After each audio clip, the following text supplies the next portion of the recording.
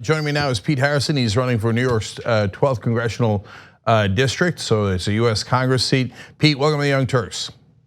Hey, Cenk, thanks for having me. Appreciate it. No problem. So, Pete, you've got a Democrat in that seat already. Let me start with the standard question. Some Democrats will say, "What are you running against the incumbent for? We already have that seat." Yeah, I have certainly got that question. But in New York 12, our representative is Representative Carolyn Maloney, and she's been in office for 26 years. And I think in the simplest sense, she is kind of the definition of a corporate Democrat. And in that, I mean, she's been good on some issues sincerely. She's kind of been there on some other issues, but for the really big issues, she's been on the wrong side of it. And I don't think there's a better example of that than with the housing crisis. In New York 12, it's over 70% home renters.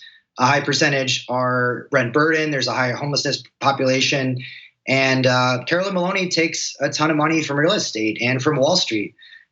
She backed the Amazon headquarters deal, which was this big corporate real estate land grab. And I think at the end, she is one of the wealthiest members of Congress, and she's a landlord. So it's hard to sort of see this housing crisis as large and extensive as it is and not start putting some dots together to say, well, we've got Democrats that are on the wrong side of this issue, and we've really got to take a grassroots approach against that and against real estate money. So, Pete, you're for a homes guarantee agenda. I want to know what that is in a second. But while we're on Maloney, you said that Maloney supported giving millions of our public money to Blackstone to buy my home, Stuyvesant Town. Okay, explain to folks that aren't from the area, what does that mean? Yeah, this is pretty egregious. So I live in Stuyvesant Town, which was built in the 1940s. It's about 110 buildings, 26,000 people, built with public money for World War II veterans, been a bastion of sort of middle income housing for a very long time. Now, right before the Great Recession, this became this big, hot real estate asset. It got gobbled up by a bunch of corporate landlords.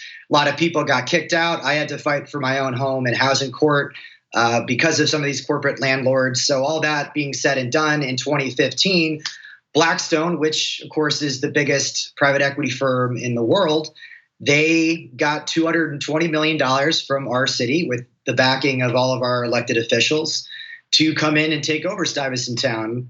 And that was seen as a good thing. That was seen as a stabilizing force for this really big property in Manhattan. But of course, the reality of it is they have jacked up rents. They've kicked out a number of old residents.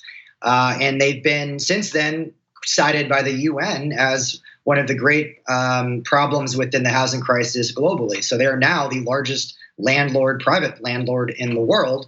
And they are kicking people out left and right across the country. So it's no small thing that a number of our Democrats at all levels of government thought this is a good idea 4 years ago and sort of continued to support that process.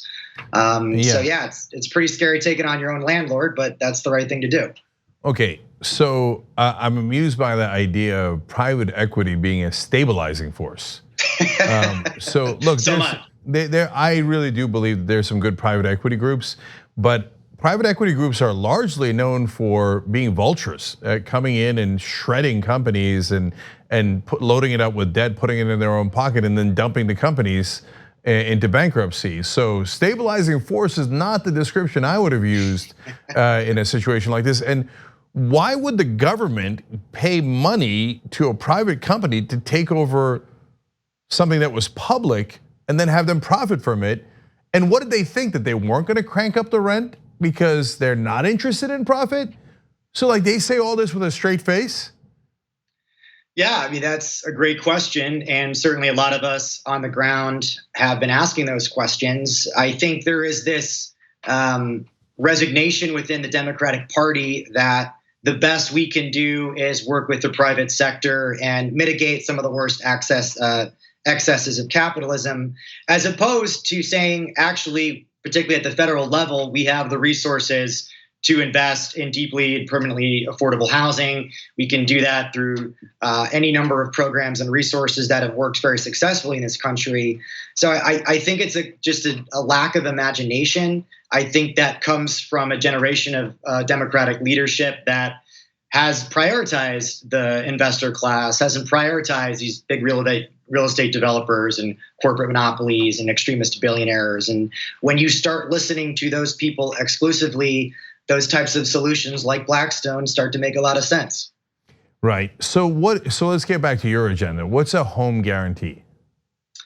Yeah, so the Homes Guarantee was a plan that came together through People's Action with a number of groups across the country. And really, the focus was building a plan that centered impacted communities within the housing crisis.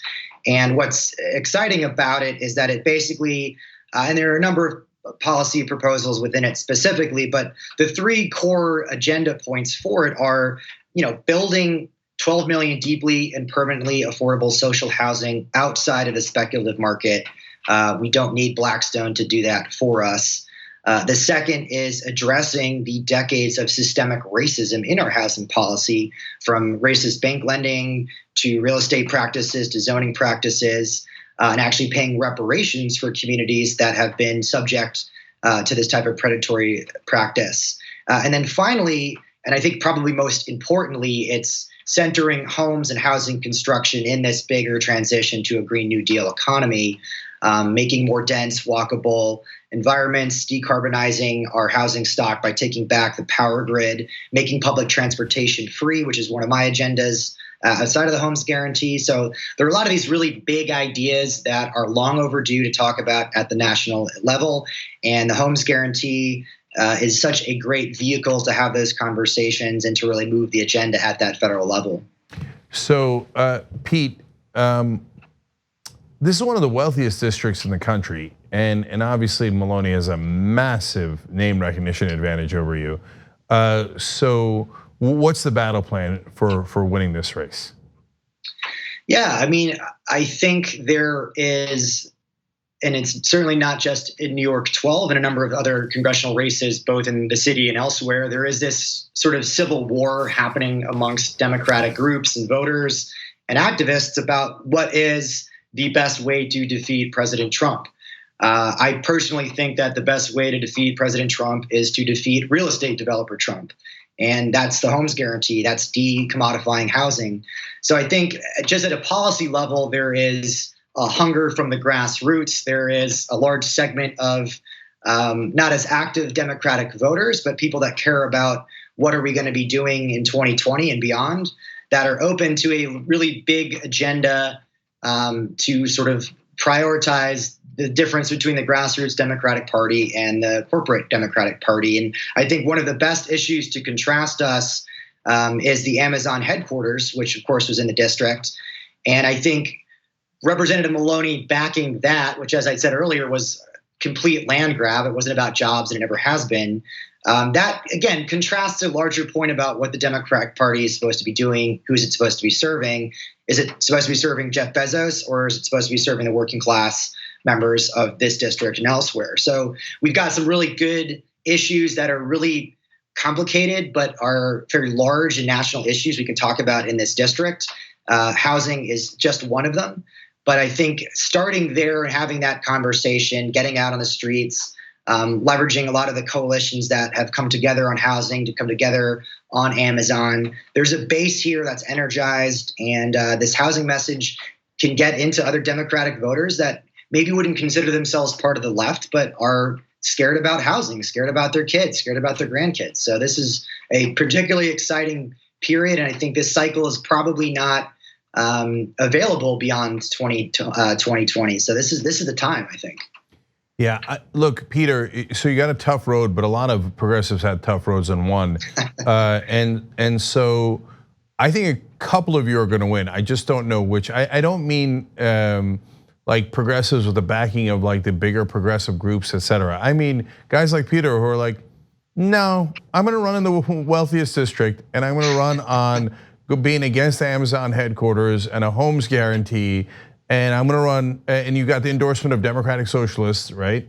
For America. We're working on that. Oh, you're working on it. Okay, yeah. But you joined them, so at least that's you're in that direction. And with my guess, with very little money and very little institutional support, that a couple of you are going to win anyway, and then people are going to be like, "What just happened? Okay, how did a Democratic Socialist win in that incredibly wealthy New York district? So first of all, I want to give the website peterfornewyork.com. Okay, peterfornewyork.com. But Peter, because look, he doesn't take corporate PAC money, obviously. So small dollar donations makes all the difference. You don't need to spend more than Maloney. You just need to have the minimum, okay? And you can get to the minimum. So Peter, one last thing. So that Amazon headquarters, you're concentrating on that. All of the media, including the New York media, says, oh, you guys are crazy at cost jobs, et cetera. But do you have any information on what the actual voters think about that? Yeah, it's a great question. I think if you polled triple prime voters right now today, I bet probably 55, 57% of Democratic primary voters support that deal still. And that's largely because of this narrative of jobs and investment, et cetera, et cetera. I think if there's one downside to us kind of killing the deal back in February is that we didn't have more time to litigate and call out those sort of obvious lies and, starting with $3 billion of incentives for something Amazon was already going to do, never promised 25,000 jobs. I want to relitigate that issue because the more we talk to people, the more we knock on doors, whether it's residents of Queensbridge houses, whether it's residents in Stuyvesant Town, or whatever economic level, people have a pretty big problem with our government giving billions of dollars to one of the biggest corporations in the world. That's a pretty good place to start, and that's just the start. There's a lot of problems with that type of philosophy and ideology, and I think people that don't consider themselves radical can come over on that side and realize that, hey, this isn't working. This might be why we have such economic inequality, racial injustice, and unpreparedness for climate disaster. So I'm very, very optimistic, and I think we have enough data on the ground to use that as a wedge issue to really have these conversations. All right, peterfornewyork.com. Thanks for joining us, Pete. We appreciate it. Thank you, appreciate it. Like what you see? Click the subscribe button below and don't forget to ring the bell to never miss another video from the Young Turks.